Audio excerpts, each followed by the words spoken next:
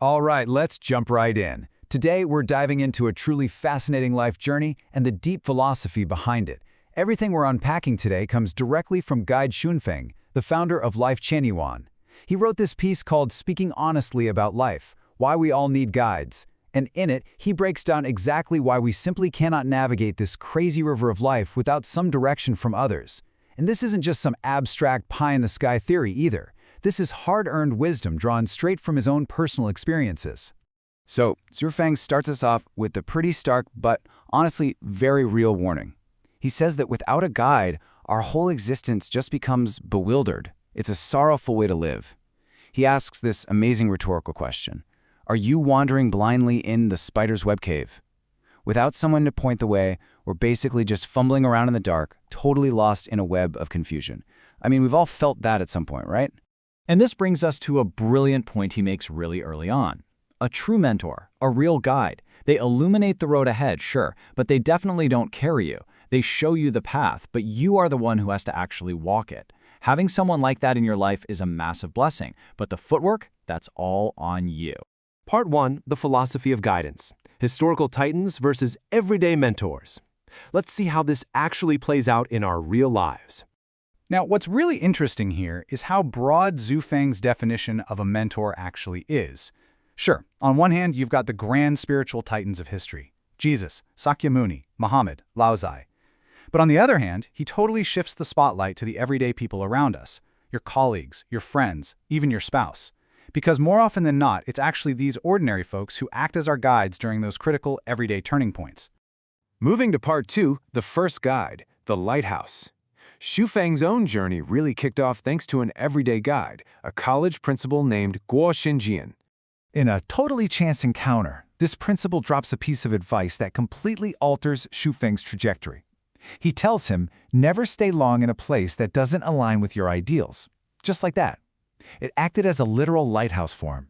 It woke him up, steered him away from a path that would have made him miserable, and pushed him to find an environment where his soul could actually grow. He credits this exact moment as the seed that eventually led to Life Qianyuan. Part 3. The Second Guide. Unconventional Thinking. Along his path, he crosses ways with his next guide, a really close friend and geophysical exploration team leader, Xu Binye. Now, Binny's way of mentoring was completely unconventional.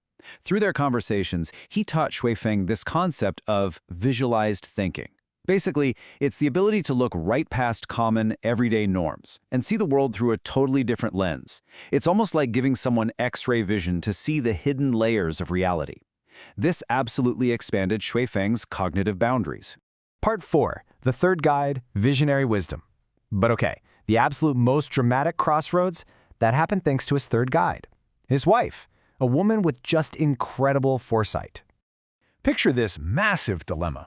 On one hand, he's being offered this super safe, highly tempting promotion to become a mechanical processing plant manager.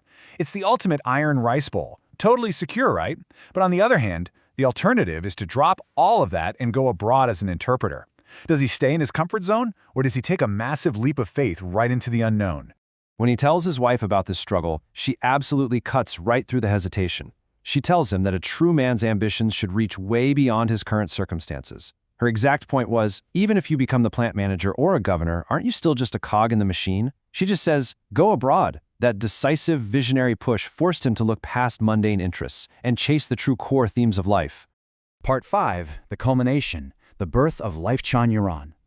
By actually listening to that third guide, he stepped onto a totally new path, one that would culminate in his life's ultimate work. You see, going abroad wasn't just a simple career move. It opened up a whole new world. It gave him first-hand experience with foreign cultures and totally different mindsets. Crucially, it gave him the chance to study the Bible in a church and witness the daily lives of Christians. All of this cultural and spiritual exposure was the exact foundation he needed for the eventual birth of Life Qianyuan. When we look at this whole timeline, it's honestly amazing. From meeting the lighthouse to embracing that unconventional thinking, getting that ultimatum from his wife, expanding his horizons abroad, all the way to founding Life Qianyuan. You can see exactly how each ordinary person acted as a vital compass, guiding him out of the dark and into his destiny. Part 6. The Continuous Journey. Surpassing the Mentors. But here's the thing. Just because you found your path doesn't mean you stop needing guides. It's an ongoing journey. Shuifeng makes this incredibly profound point. Every true mentor actually hopes their disciples will ultimately surpass them. That's the whole goal.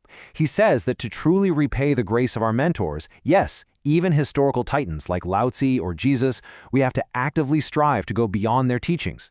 He believes his work with Life Chanyan is exactly what those guides would have wanted. So who is guiding him today?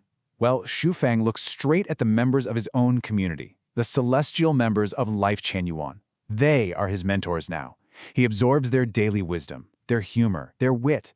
He's constantly inspired by their selfless love and dedication, which pushes him toward the highest realms of life. It just proves that without the right environment and the right people, our lives remain totally barren. To wrap up this exploration, I want to leave you with something to really chew on. Look back at your own life. Who were the everyday people who pointed you in the right direction at your own crossroads?